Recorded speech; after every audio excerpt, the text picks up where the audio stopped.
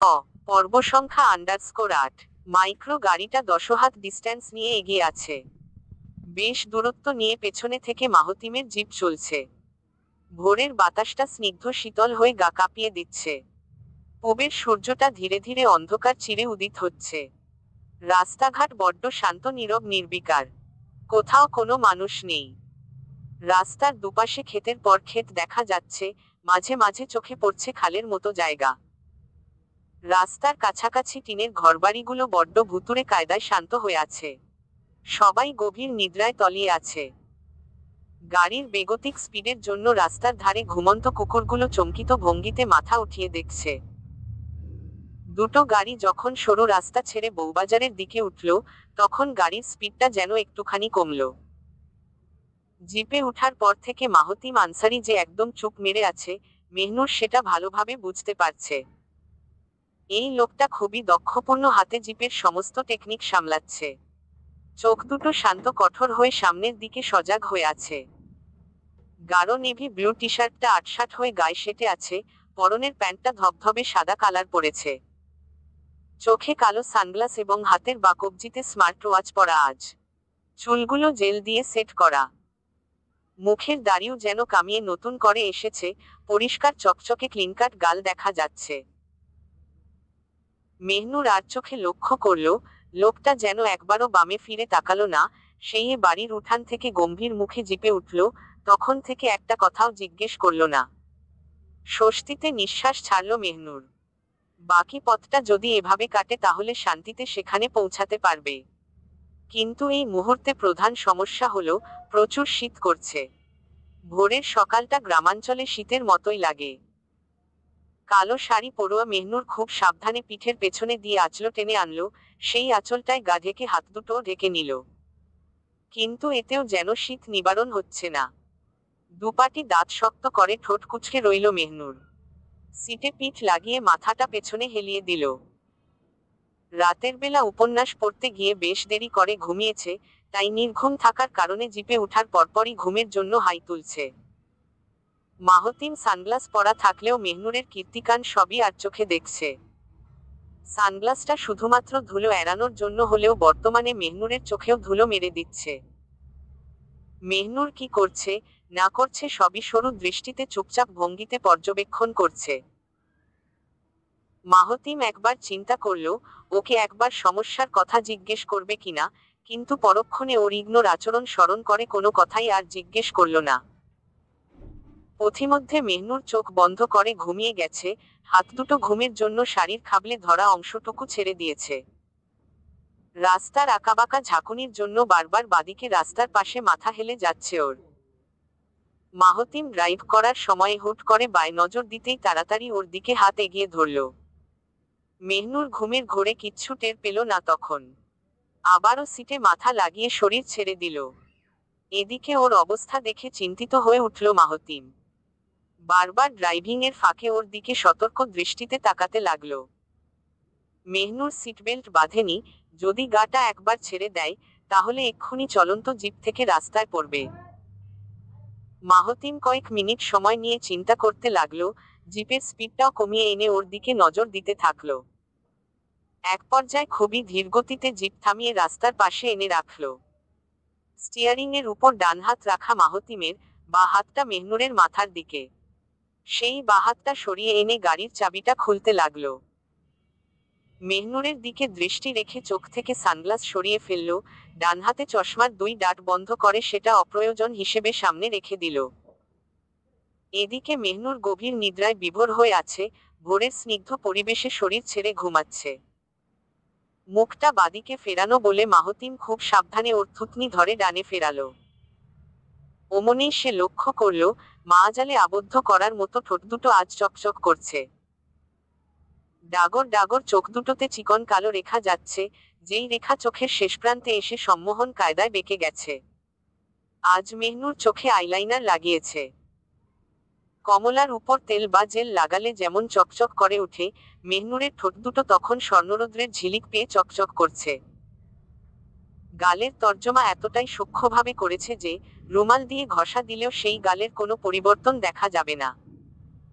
মাহতিম ওর মুখের দিকে সূক্ষ্ম চাহনিতে তাকিয়ে থাকলে হঠাৎ ওর দিকে ডান হাত বাড়িয়ে দিল। সেই হাতটা ধীরে ধীরে মেহনুরের ঘুমন্ত মুখের উপর চলে আসছিল। গালের উপর আঙ্গুলের আলতো পরশ লাগিয়ে মাহতিম ওর দিকে অনিমেষ নেত্রে তাকিয়ে রইল। ঘুমন্ত মেহনুর গালের উপর আলতো স্পর্শ পেয়ে খুবই মৃদুভাবে কেঁপে উঠল, কিন্তু ঘুমের জন্য চোখ আর খুলল না। মাহতিম ওর গাল থেকে হাত সরিয়ে কোলের দিকে দৃষ্টি দিল।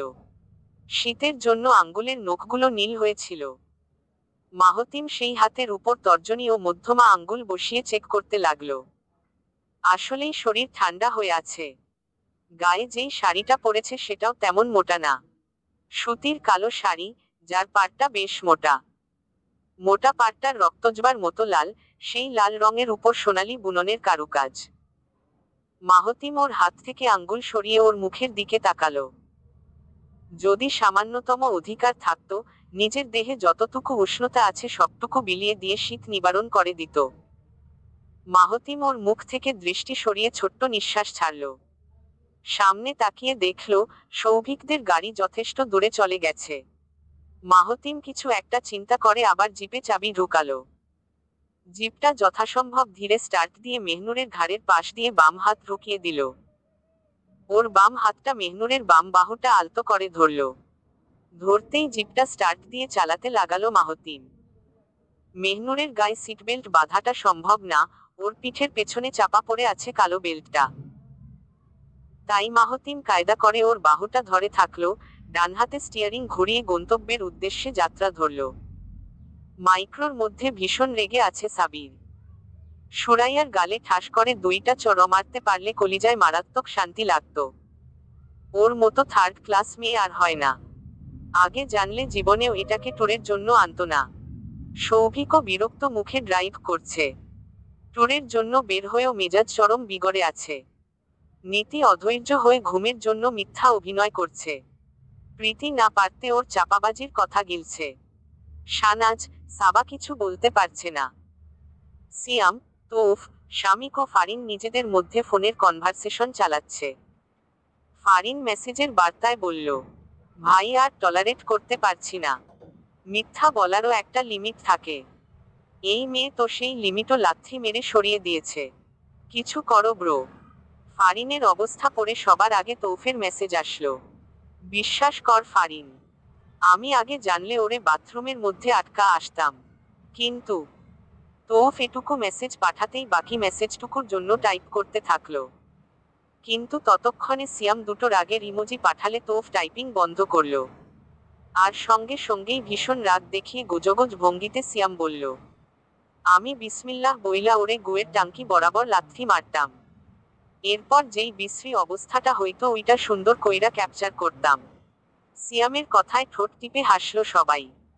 কিন্তু হাসির আভাসটুকু কাউকে বুঝতে দিল না। ফারিন সবার সাথে মেসেজ করতেই হঠাৎ মাহতিমের কথা মনে পড়ল। মাথা ঘুরিয়ে তৎক্ষণাৎ পিছু ফিরে দেখল, মাহতিমের জিপটা এখন একদমই দেখা যাচ্ছে না। মাহতিমের কিছু হলো কিনা সেটা জানার জন্য চটপট ওর নাম্বারে কল করল ফারিন। মাহতিম ড্রাইভ করা অবস্থায় লেফট পকেটে ভাইব্রেট অনুভব করল। কিন্তু দুই হাতে দুই কাজ করতে থাকলে ফোনটা আর ধরল না। ফারিন কিছুটা উদ্বিগ্ন হলেও আর কল করল না। এদিকে সুরাইয়া সৌভিকের উদ্দেশ্যে বলল, ভাইয়া তুমি গাড়ি থামাও। রাস্তার পাশে কি সুন্দর দৃশ্য যাচ্ছে, আমি কয়টা ছবি তুলব। সুরাইয়ার নির্বুদ্ধিতা দেখে ফারিন ওই মুহূর্তেই চটে উঠল। ওর দিকে দৃষ্টি দিয়ে রাগী গলায় বলল, তোমার সমস্যা কি? কি শুরু করছো? তুমি কি দেখছো না আমরা ট্যুরের জন্য বের হয়েছি? বারবার এমন আহ্লাদি ঢং দেখাচ্ছ কেন? আমাদের কি তোমার মায়ের মতো হাবলা পেয়েছো? যখন যেটা করতে বলবে, সেটাই আমরা লাফিয়ে লাফিয়ে করব? ফারিনের তেজালো কণ্ঠ শুনে নীতি চটপট চোখ খুলে তাকালো। প্রীতিও বিস্ময় চাহনিতে ফারিনের দিকে তাকিয়ে আছে। ফারিন ওদের চেয়ে ছোট হলেও কাজের বেলায় মারাত্মক রাগ দেখাতে পারে। এই মুহূর্তে সুরাইয়া ওর চেহারা দেখে ভ্রু কুঁচকে চুপ মেরে আছে। ফারিন ওর চুপটি দেখে দৃঢ়কণ্ঠেই বলল, তোমার আচরণ যে বেলাল্লাপনা সেটা কি জানো না? ফালতু মেন্টালিটির মেয়ে, নিজের কানটা একটু খুলে শুনো। এখানে যদি সামান্যতম আওয়াজ করো, আমি এক্ষুনি মাহতিম ভাইকে ডেকে তোমার খবর করিয়ে ছাড়ব। মাহতিম ভাই কিন্তু তোমায় একদম দেখতে পারে না। তুমি যদি এখানে এসেও তেড়িবেড়ি করেছো, ভাইয়া এক আছাড় মেরে তোমার হাড্ডি গুঁড়া করে দিবে। ফারিনের কাটকাট কথা শুনে সুরাইয়াও তেলে বেগুনে জ্বলে উঠল। মারাত্মক ক্ষিপ্ত হয়ে গরম গলায় বলল, তোমার সাহস তো কম না। আমাদের বাড়িতে এসে আমাকেই ভয় দেখাচ্ছ? আমি দাদুকে যদি বিচার দেই, তাহলে তোমাদের সবাইকে সোজা করে দিবে। ফারিনও এক ধাপ তাচ্ছিল্যের সুরে বলে উঠল, তোমার দাদাভাইকে বলে দিও আনসারি কখনো ভয় পায় না। আমার ভাইকে রাগিয়ে দিলে সে তোমার দাদাকেও মান্য করবে না। এ কথা শুনে সুরাইয়া যেন ক্ষান্ত হলো না। ঝগড়ার জন্য গায়ে পড়ে লাগতে যেয়ে ফারিনের হাত মুচড়ে ধরল। চলন্ত গাড়িতে এমন অপ্রকৃতিস্থ কাণ্ড দেখে সবাই আশ্চর্য হয়ে তাকালো। সৌভিক বারবার ওদের শান্ত হওয়ার জন্য চিল্লাচ্ছে, নীতি পাশ থেকে সুরাইয়ার হাত ধরে সরাতে যাচ্ছে, কিন্তু সুরাইয়া আরো হিংস্র হয়ে ফারিনের হাতে নখ বসিয়ে দিচ্ছে। এক পর্যায়ে এমন হাতাহাতি বেড়ে গেলে ফারিন কোনোমতে হাত ছুটিয়ে ঠাস করে এক থাপ্পড় মারে। সুরাইয়া থাপ্পড় খেয়ে আরো রেগেমেগে ওর দিকে দাঁত চিবিয়ে ঝাঁপিয়ে পড়ে। ওদের দুজনের অবস্থা যখন সাংঘাতিক মাত্রায় পৌঁছে গেল, তখন সৌভিক বাধ্য হয়ে গাড়ির ব্রেক কষে মাইক্রো থেকে নামল। এক টান দিয়ে মাইক্রোর দরজা খুলে ফারিনকে দ্রুত ছাড়িয়ে মাইক্রো থেকে বের করল। অন্যদিকে নীতির সাইড থেকে দরজা খুলে দিল সিয়াম। নীতিও বাইরে বের হলে সুরাইয়ার হাত ধরে নামল। দুজন দুপ্রান্তে দাঁড়িয়ে অনবরত হাঁপাচ্ছিল। সৌভিক তাড়াতাড়ি ফারিনের জন্য বোতল এনে ওকে শান্তভাবে খাইয়ে দিল। ফারিন যখন সৌভিকের দিকে হাত বাড়িয়ে বোতল চাইল, তখন কবজির জায়গাটায় খামুচির দাগগুলো দেখতে পেল। সৌভিক ওর হাত টেনে কপাল সামান্য কুঁচকে বলল, ওই ডাইনি তোকে খামুচি মেরেছে? ফারিন রাগী দৃষ্টিতে রাস্তার ওপারে সুরাইয়ার দিকে তাকিয়ে আছে। ফারিনের অমন চাহনি দেখে আর কিছু বলল না সৌভিক। চুপচাপ গাড়ি থেকে ফার্স্ট এড বক্স এনে মলম লাগিয়ে দিল। অন্যদিকে সুরাইয়া যখন গাড়ি থেকে নামল, তখন সানাজও চরম ক্রুদ্ধ হয়ে গাড়ি থেকে বের হলো। হাঁপাতে থাকা সুরাইয়ার দিকে কঠিন একটা চর কষিয়ে মারল সানাজ। টানা দুইটা চর খেয়ে বাকবুদ্ধি হারিয়ে স্তব্ধ হয়ে গেল সুরাইয়া। গালে হাত রেখে সানাজের জন্য কিছু বলবে অমনেই সানাজ তর্জনী উঠিয়ে কঠিন সুরে বলল, তুই যদি বাড়াবাড়ি করিস আমি এক্ষুনি তোকে বাড়ি পাঠিয়ে দিব। তোর আচরণ, তোর স্বভাব, তোর কথাবার্তা সবকিছু লাগাম ছাড়া হয়ে গেছে। তুই জানিস তুই ফারিনের সাথে কি করেছিস? মেয়েটা কি এমন ভুল কথা বলেছে তুই ওর উপর ঝাঁপিয়ে পড়লি? আজ একটা কথাও তুই বলবি না? একটা কথা বলবি না? মেজো মা তোকে কি শিখিয়ে পিকনিকে পাঠিয়েছে আমি জানি না, কিন্তু পরবর্তীতে আর যদি এরকম কিছু দেখি তোকে আমি খুব মারব। তুই সাবধানে থাক। সানাজ কথাগুলো বলে সশব্দে গাড়িতে উঠে বসল। সাবার দিকে মুখ ঘুরিয়ে একই সুরে বলল, ওর কোনো কাজে তুই হেল্প করবি না। আমার ফোনটা এখন থেকে তুই রাখবি। ওর হাতে ভুলেও যেন না দেখি। দরকার পড়লে মেহনুরের কাছে মোবাইল রেখে কাজ করবি। মনে থাকে যেন। বোনদের এমন শাসন অবস্থা দেখে সবাই একটু শান্ত হলো। আবারও নিজ নিজ জায়গায় উঠে গাড়ি স্টার্ট দিয়ে ফেলল। সুরাইয়া মূর ভঙ্গিতে নীতির জায়গায় বসেছে এখন। জানালার পাশে বসে চুপ করে আছে। নীতি এখন মাঝখানে বসে ফারিনের মাথাটা টেনে কাঁধে হেলিয়ে রেখেছে। ফারিনও নীতির হাত ধরে চোখ বন্ধ করে দিয়েছে। একটা অনাকাঙ্ক্ষিত আচরণের জন্য মাইক্রোর আমেজটা ক্ষুণ্ণ হলো। তাই পরিস্থিতি বদলানোর জন্য গাড়িতে একটা ফুল ভলিউমে গান ছাড়ল। অ্যালেন ওয়াকারের ফেডেড গানটা ছেড়ে দিতেই সবাই জার্নিটা নিজ মনে উপভোগ করতে লাগলো। গাড়ির সর্বত্র যেন সুর ছড়িয়ে পড়ল। গ্রামের দৃশ্য চলছে দুপাশে। সবুজ গাছপালা যেন সাক্ষী হিসেবে থাকছে। অরণ্যময় গ্রামের পিছঝালা পাকা রাস্তার উপর তুমুল স্পিডে জিপ ছুটছে। বাতাসের ঠান্ডা ঝাপটা মুখের উপর পড়ছে বারবার।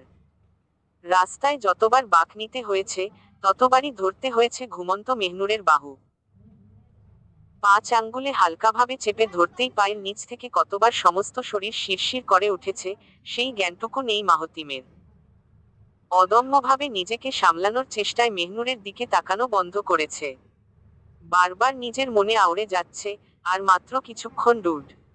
ডোন্ট বি ডিস্ট্রেক্ট, তুই ওর দিকে আর তাকাবি না। মাহতিম সত্যিই আর তাকালো না। চোখের উপর সানগ্লাস এঁটে নিজেকে আরো শক্ত করে নিল। রেসর্টের সরু মেটো পথটা দেখতে পেয়ে হাঁফ ছেড়ে বাঁচল। জিপ সেদিকে ছুটিয়ে দিতেই 5 মিনিটের ভেতর রেসর্টের সামনের এসে থামল। মাইক্রো গাড়িটা খালি পড়ে আছে, তার মানে সবাই এতক্ষণে ঘোরাঘুরি করে ফেলেছে।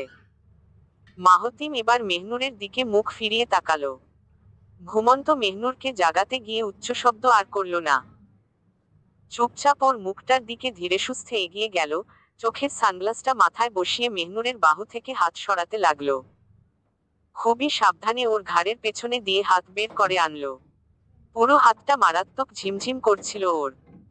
ব্যথাটা কমানোর জন্য কনুইয়ের মাঝে ভাঁজ করে দুবার হাত টানা মারল। এরপর মেহনুরের জন্যে ওই অবস্থাতেই গলা চড়িয়ে বলল, ঘুম থেকে উঠো। হ্যালো, তুমি কি শুনতে পাচ্ছ? তোমাকে উঠতে বলা হয়েছে, এক্ষুনি উঠো। মাহতিমের চড়ানো গলার আওয়াজ শুনে ধরফরিয়ে উঠল মেহনুর। আধো আধো চাহনিতে কপাল কুঁচকে মাহতিমের দিকে তাকালো। কয়েক মিনিট ওই দৃষ্টিতে তাকিয়ে থাকতেই শেষে বিরক্ত ভঙ্গিতে তাকিয়ে রইল। মাহতিমও পাল্টা দৃষ্টি ছুড়ে ওর নিদ্রাভঙ্গ মুখটা দেখছে। ঘুম থেকে ডেকেছে বলে পেঁচার মতো মুখ করে রেখেছে। মাহতিমের দিকে ঘুম ঘুম চাহনিতে গলা নামিয়ে বলল, কোথায় আছি? বুবুরা কোথায়? মেহনুরের অবস্থা দেখে মাহতিমের প্রচুর হাসি পেল। নিজের হাসিটা সামলে নিয়ে মেহনুরের দিকে গম্ভীর মুখে তাকালো। ওকে ভয় দেখানোর জন্য দৃঢ় কণ্ঠে বলল, আমার জায়গায় তরুণ হলে যা করত, সেটাই করতে অন্য জায়গায় নিয়ে এসেছি। এখানে কোনো মানুষ নেই, কেউ তোমাকে বাঁচাতে আসবে না। আমার কাজে যদি ভালোয় ভালোয় সম্মতি দাও, তাহলে তোমার জন্য কোনো কষ্টদায়ক সিচুয়েশন করব না। মেহনুর নির্বাক দৃষ্টিতে তাকিয়ে আছে। চোখের পলক স্থির করে ঢোক গিলছে। মেহনুর ভয় পেতে শুরু করেছে কিনা এখনো মাহতিম শিওর হতে পারছে না। তবুও আর সময় নষ্ট না করে জিপ থেকে লাফ দিয়ে নামলো মাহতিম। জিপের সামনে দিয়ে ঘুরে এসে মেহনুরের দিকটা এসে দাঁড়ালো। মেহনুর এখনো অবুঝ দৃষ্টিতে মাহতিমের দিকে তাকিয়ে আছে। মাহতিম আর কাহিনী না করে ওর দিকে হাত বাড়িয়ে দিল। চোখ দিয়ে হাতের দিকে ইশারা করে শান্ত স্বাভাবিক কণ্ঠে বলল, হাত বাড়িয়েছি, হাতটা ধরে নামো।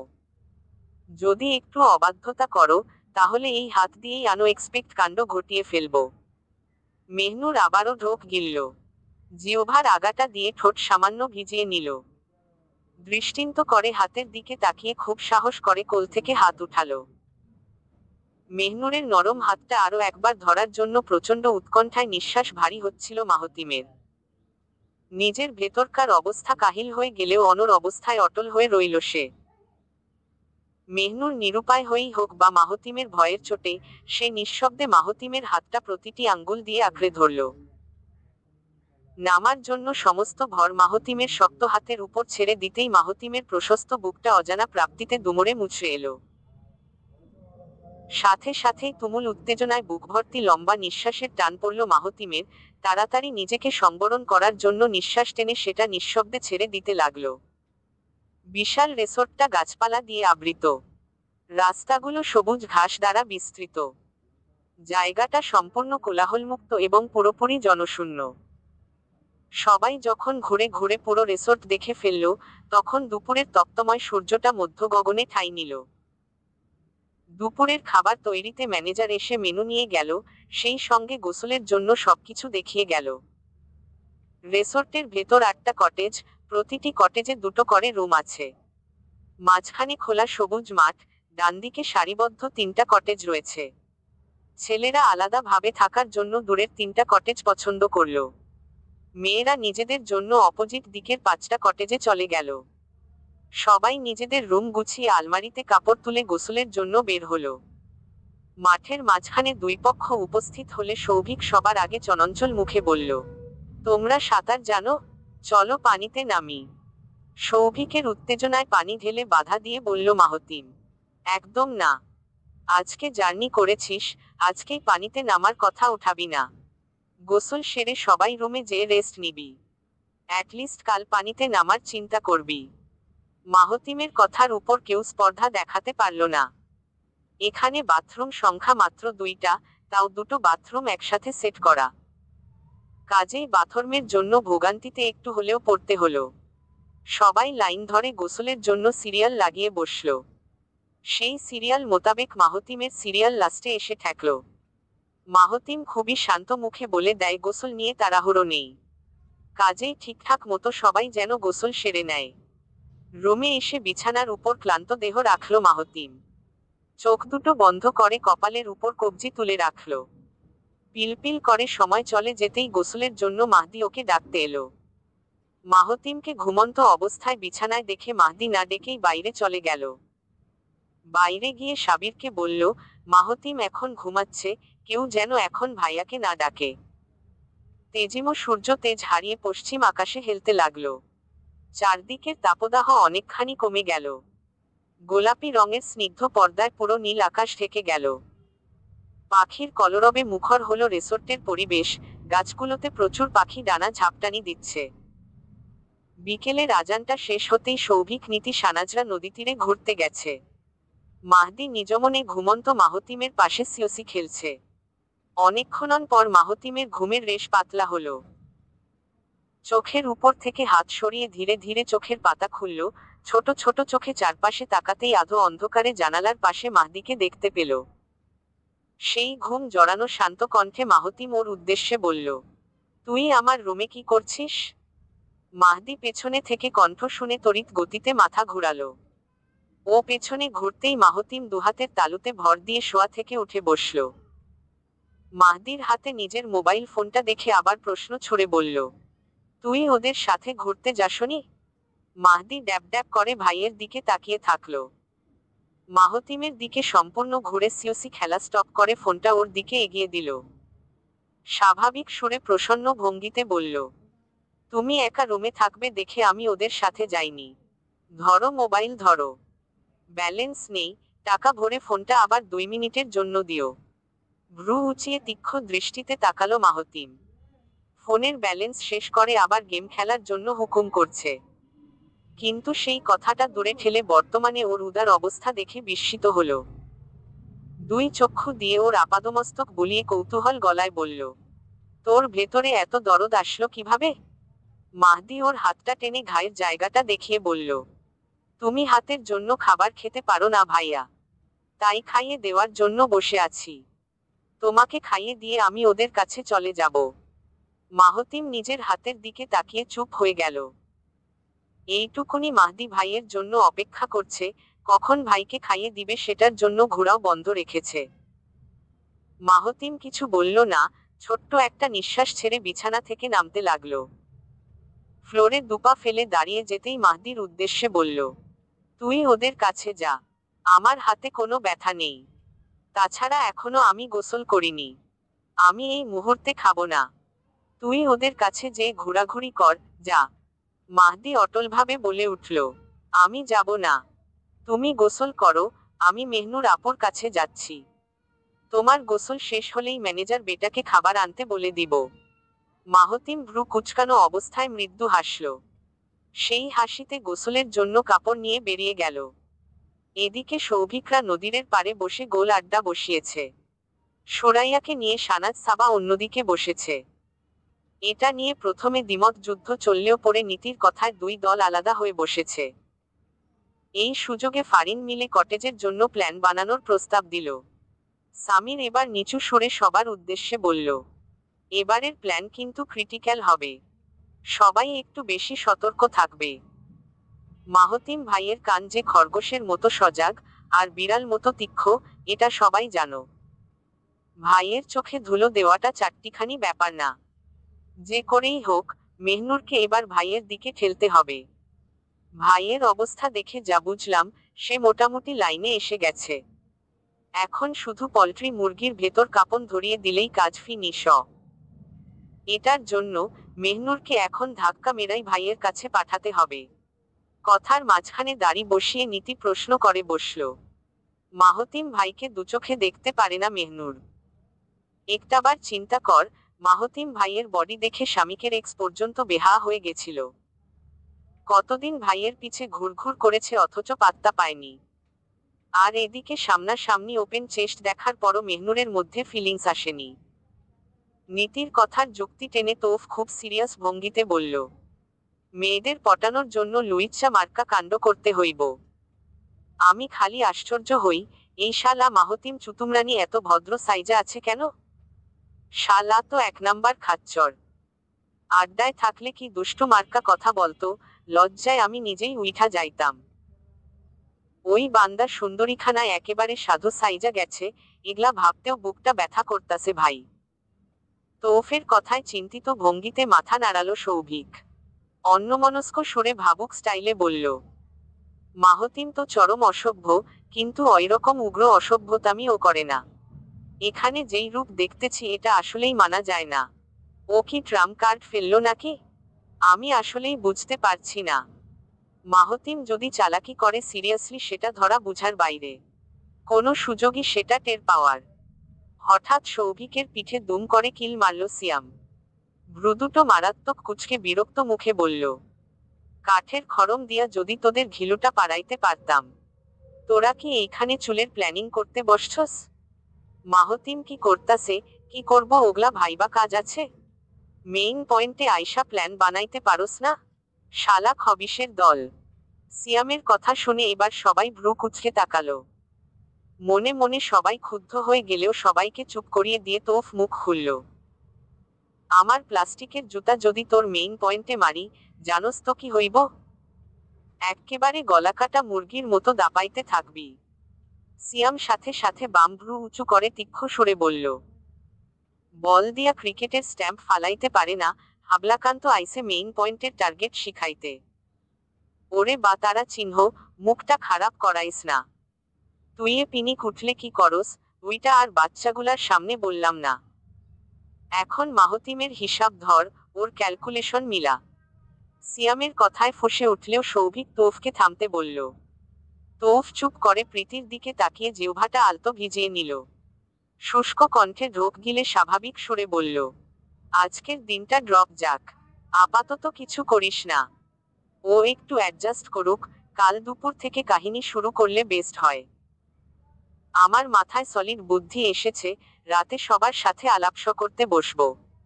ঠিক 11টার দিকে আমার কটেজের ভেতর চলে আসবি। ঠিক আছে? তৌফের কথার উপর নিজের বাক্য জুড়ে ফারিন চৈতন্য ভঙ্গিতে বলল, তোমাদের কাছে একটা রিকোয়েস্ট, ভাইয়ার কাছে সুরাইয়ার ব্যাপারটা জানতে দিও না। ভাইয়া জানলে হিতাহিত কাহিনী ঘটতে পারে।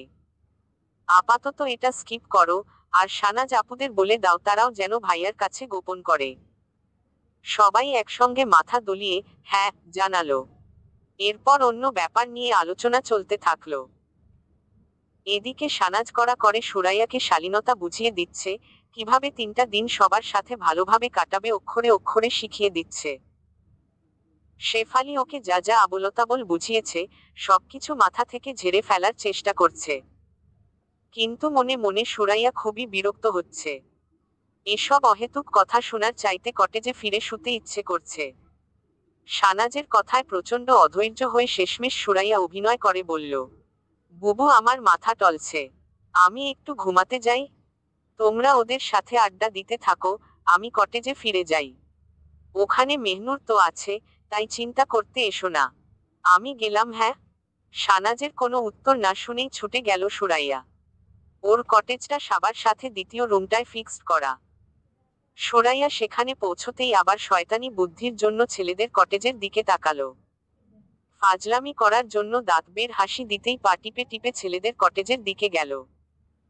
ইচ্ছে করে সবার রুমে ঢু মেরে মাহতিমের কটেজ খুঁজতে লাগলো।